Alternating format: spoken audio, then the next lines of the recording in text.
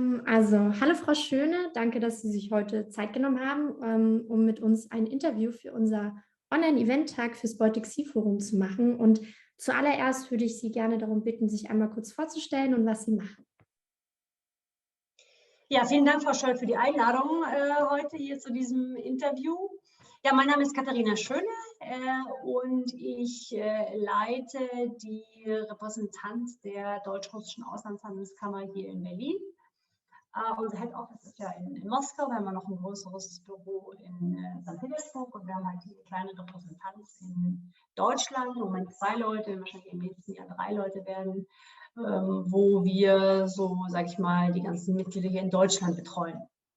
Okay, und inwiefern sehen Ihre Aufgaben in der Deutsch-Russischen Außenhandelskammer denn aus bei Ihnen? Genau, also habe ich gerade schon vielleicht vorgegriffen sogar. Genau, also unsere Kammer besteht im Moment so aus 1050 Mitgliedern ungefähr. Und davon sind so ungefähr 300 hier auch nur in Deutschland vor Ort. Also viele sind ja mit ihren Tochtergesellschaften in Russland bei uns Mitglied, aber ungefähr 300 halt hier in Deutschland vor Ort und die betreuen wir halt hier vor Ort. Wir sind auch mit neuen Mitgliedern in Kontakt und wir haben auch sehr viele Services, die wir den deutschen Unternehmen anbieten, also gerade Services rund um den Markteintritt in Russland.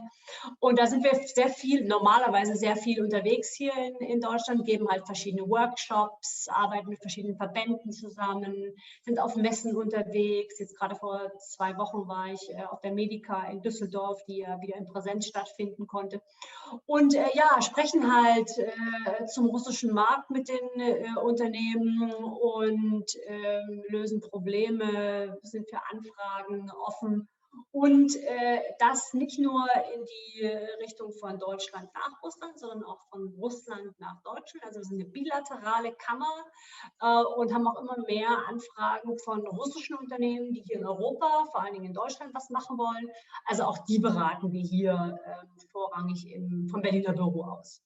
Okay, dann vielleicht auch gleich schon eine persönliche Frage, was Ihre persönliche Berufserfahrung vielleicht schon ist, was das Besondere an der russischen Geschäftswelt ist oder was vielleicht für uns Deutsche oder auch für Ausländer komisch erscheinen könnte, vielleicht. Ja, also ich bin jetzt 13 Jahre in dem Geschäft. Ich habe auch lange Zeit in Russland tatsächlich vor Ort gelebt, bin jetzt seit einigen Jahren wieder zurück. Und ja, es gibt schon Besonderheiten, auf die man sich sicherlich einlassen muss, wenn man vor Ort Geschäft machen will. Also in den Mentalitäten gibt es schon Unterschiede, wo man immer sagt, die passen ganz gut zusammen und die Deutschen und die Russen arbeiten ja auch schon jahrhundertelang sehr erfolgreich zusammen. Aber vielleicht mal so 2 Aspekte, auf die man sich wirklich einlassen muss. Einmal ist Russland sehr beziehungsorientiert, also es werden wirklich Geschäftsbeziehungen, Geschäftspartnerschaften aufgebaut, die schnell über den eigentlichen Geschäftsalltag hinausgehen. Also ganz viele deutsche Unternehmen berichten uns, dass sie halt Freundschaft geschlossen haben mit ihren russischen Geschäftspartnern, dass halt das obligatorische Abendessen und auch vielleicht mal ein gemeinsamer Urlaub, sogar gegenseitige Besuche auch in den privaten Haushalten durchaus gang und gäbe sind. Und wie gesagt, darauf muss man sich einlassen. Die Russen vertrauen halt, also wird halt Vertrauen aufgebaut über diesen Beziehungsaufbau. Und das kennen wir ja in den deutschen Geschäftsbeziehungen oder auch wenn wir mit anderen Ländern sprechen, handeln und so weiter, kennen wir vielleicht nicht so stark. Aber darauf legen die Russen ziemlich großen Wert. Und dann können die Beziehungen auch relativ lange anhalten und es kann halt aufgebaut und darauf aufgebaut werden und diese ausgebaut werden. Ein zweiter Punkt ist sicherlich das Time-Management. Also die Russen ticken nicht so linear wie wir Deutschen, sondern es werden oft ganz viele Sachen parallel angegangen, was für uns aus deutscher Sicht manchmal so ein bisschen chaotisch wirken kann und auch wirkt. Aber ja, darauf muss man sich halt einlassen, dass ganz viele Geschichten parallel laufen, am Ende auch alles zusammengeführt wird, aber ja, dadurch eben auch eine Flexibilität erreicht wird, wie sie sicherlich in Russland notwendig ist und notwendig auch war. Gerade bei diesen vielen Wirtschaftskrisen, die Russland durchlebt hat in den letzten 20, 30 Jahren. Genau, aber das kann, wie gesagt, teilweise sehr verwirrend wirken für uns Deutsche. Ja, na klar.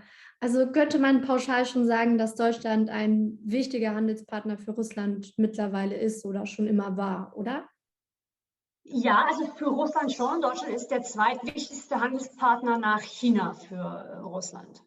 Okay, und kann man auch schon sagen, welche Art von Produkten man quasi hauptsächlich handelt zwischen Deutschland und Russland? Ja, also das wissen wahrscheinlich alle. Also wir importieren aus Russland natürlich größtenteils Rohstoffe, Erdöl, Erdgas, also Commodities, wie man das auch immer so schön nennt. Ne? Und Russland importiert aus Deutschland vor allem die Technologie, also gerade im Maschinenbau, ja, Werkzeuge und sowas. Da wird in Russland viel gebraucht in diese Richtung. Und man kann so sagen, das Handelsvolumen wird zu 50-50 geteilt, wenn man das gesamte Volumen sieht und dann unterteilt Importe nach Deutschland und Exporte aus Deutschland, wird es ungefähr 50-50 geteilt. Okay, und wie wichtig ist es dann, diese wirtschaftliche Zusammenarbeit mit Russland auch weiterhin zu fördern? Ja, als Auslandshandelskammer muss ich natürlich sagen, sehr wichtig. Natürlich. Aber Sie sehen das ja auch in der täglichen Berichterstattung Russland. Wenn wir über Wirtschaft und über Wirtschaftsbeziehungen sprechen, sprechen wir immer auch über politische Beziehungen zu Russland. Und wir brauchen einander auch nach wie vor. Also Russland braucht Europa, braucht Deutschland als Abnehmer für seine Energieträger. Wir brauchen weiterhin, jedenfalls noch in den nächsten Jahrzehnten, sicherlich die Energieträger aus Russland, weil wir eben nicht so schnell umstellen können, auch auf grüne Technologien oder auf erneuerbare Energien hier vor Ort. Also da ist eine Abhängigkeit da und deswegen ist es sehr wichtig, da im Dialog zu bleiben und ja, weiterhin an diesen Wirtschaftsbeziehungen zu arbeiten. Können Sie auch vielleicht erklären, wie so derzeit die aktuelle wirtschaftliche Beziehung ausschaut, vor allem mit der Covid-19-Situation? Ja, an sich ist natürlich das Handelsvolumen zurückgegangen in den letzten 2 Jahren. Also wir hoffen, dass wir ein Handelsvolumen von ca. 50 Milliarden Euro wieder erreichen werden. Aber klar, aufgrund dieser Covid-Situation, wir haben weniger Energieträger hier gebraucht. Die Russen haben bei uns auch weniger Technologien eingekauft. Ist das Ganze natürlich ein bisschen gesunken. Insgesamt aber ist Russland relativ gut aus diesem ersten Pandemiejahr hervorgekommen oder ja, aus diesem ersten Pandemiejahr hervorgegangen. In diesem Jahr ist das Bruttoinlandsprodukt wieder kräftig gestiegen. Wir hatten jetzt zwischen Juli und Oktober überschlugen sich so die Wachstumsraten. Wir liegen im Moment bei Prognosen von ungefähr 4,2% Wirtschaftswachstum in diesem Jahr. Davon profitiert natürlich dann auch die deutsche Wirtschaft, weil wieder mehr Kaufkraft da ist, weil wieder mehr auch in Deutschland eingekauft wird, ist klar. Man rechnet allerdings damit, dass mit Ende diesen Jahres halt diese Krise oder diese Aufholjagd auch abgeschlossen ist und man dann im nächsten Jahr wieder zu Wachstumsraten von um die 2%, 2,5%, also relativ geringes Wachstum für so ein Schwellenland wie Russland zurückkehren wird. Das hängt vor allen Dingen damit zusammen, dass halt die russische Wirtschaft immer noch sehr abhängig ist von den Exporten von Energieträgern, damit auch direkt vom Ölpreis und die Inflation auch relativ hoch ist. Also hier sind sicherlich strukturelle Probleme stecken dahinter. Und dazu kommt noch ein steigender staatlicher Einfluss auf die Wirtschaft vor Ort. Also in dem Sinne, Russland ist weiterhin ein wichtiger Handelspartner für Deutschland. Allerdings hätte vor uns gesagt, dieses Volumen von 50 Milliarden Euro ist natürlich nicht vergleichbar mit anderen Märkten wie China, den USA oder selbst Tschechien. Reden wir von 80 Milliarden Handelsbilanz mit 80 Milliarden Handelsvolumen für so ein kleines Land wie Tschechien. Also ist in Russland sicherlich noch einiges an Potenzial da. Mhm. Jetzt kommt natürlich nicht nur die Covid-19-Situation dazu, das vielleicht eine Hürde für Unternehmen darstellen könnte, sondern natürlich auch die Visasituation. Wie schaut das aus, wenn man in Russland arbeiten möchte oder vielleicht von Russland in Deutschland arbeiten möchte? Gibt es da gewisse also wird das sehr stark reguliert? Wir haben weiterhin ein Visa-Regime auf beiden Seiten und man spricht ja jetzt darüber, dass Visa für junge Leute halt, dass es da Visa-Erleichterungen geben soll oder eben die Visa-Frage ausgesetzt werden soll. Müssen wir mal schauen. Wir waren ja schon mal einen Schritt weiter als jetzt. Es gab diese E-Visa-Vergabe, was relativ schnell ging. St. Petersburg hat das schon vor 2 Jahren, glaube ich, angefangen, aufgrund des Tourismus, des steigenden Tourismus in der Stadt. Insgesamt, ja genau, das ist halt immer eine Hürde, auch wenn ich als Geschäftstätiger einfach mal so rüberfahren will. Das geht halt nicht, ich muss mir halt Visum besorgen. Allerdings werden die auch relativ zügig ausgestellt, auch jetzt vor dem Hintergrund der Covid-Situation. Wir hatten im letzten Jahr, da war alles dicht im Prinzip in beide Richtungen. Jetzt ist es wieder möglich zu reisen, zu Messen zu reisen, zu Geschäftsterminen zu reisen. Wenn ich vor Ort arbeiten will, also in beide Richtungen jetzt, brauche ich halt ein Arbeitsvisum. Und mein Arbeitgeber, also wenn ich jetzt mal über die Situation vor Ort in Russland spreche, deutsche Arbeitnehmer halt eingestellt werden soll, mein Arbeitgeber muss mir halt eine Arbeitserlaubnis vor Ort besorgen. Diese Arbeitserlaubnis ist dann auch nur gültig für den einzelnen Arbeitgeber. Und aufgrund dieser Arbeitserlaubnis kann ich mir dann halt hier ein Arbeitsvisum besorgen. Machen wir ja auch für unsere Mitarbeiter als Deutsch-Russische Auslandshandelskammer. Also ist ein bürokratischer Prozess, ist aber handelbar und ähnlich funktioniert das hier in Deutschland. Wir hatten Unternehmen, die Ingenieure auch eingestellt haben, jetzt Anfang diesen Jahres, war natürlich, wie gesagt, unter Covid-Bedingungen etwas schwieriger, aber ist auch möglich unter bestimmten Voraussetzungen und ein bisschen bürokratischer Aufwand halt leider. Ne? Ja, also unser Studiengang ist auch relativ ostseeraumlastig. Wir beschäftigen uns auch sehr stark mit den Ländern und unser Studium beinhaltet auch ein Pflichtpraktikum von 6 Monaten. Wenn jetzt einige von uns interessiert daran wären, sich ein Praktikum oder sogar einen Job in Russland zu suchen, könnten Sie da vielleicht ein paar Tipps für die ersten Schritte geben oder wo man sich orientieren könnte, etwas zu finden? Oder weil für Studenten meistens mal so Russland, das große Land, sehr abschreckend, das kommt einem so weit entfernt vor und vielleicht trauen sich manche nicht, aber vielleicht ist es auch einfach viel einfacher, als man denkt. Mhm. Also Praktika ist schwierig, also wenn Sie ein Praktikum in einem Unternehmen machen wollen vor Ort, weil ein Unternehmen es gibt keine Praktikumsverträge oder ähnliches. Also so dieses, ja sag ich mal, das vertraglich aufzusetzen ist schwierig. Die Person müsste halt, wenn dann einen Arbeitsvertrag bekommen, das lohnt sich aber natürlich nicht für diese 6 Monate. Deswegen wichtig, halt da über Trägerorganisationen zu gehen. Also wir haben zum Beispiel ein Programm aufgesetzt zusammen mit dem DAAD. Schauen Sie da mal auf die Seite vom DAAD. Da werden jedes Jahr, ich weiß gar nicht, so 30 Praktikanten über die DAAD-Schiene halt nach Russland geschickt. Die sind dann als Studenten der Higher School of Economics vor Ort eingeschrieben und dann ist es auch kein Problem, ein Visum zu bekommen und so weiter halt. Ne? Wir haben als AHK da auch immer 3 bis 4 Praktikanten bei uns im Haus. Die anderen gehen zu anderen deutschen Unternehmen vor Ort. Also es ist sicherlich eine gute Geschichte.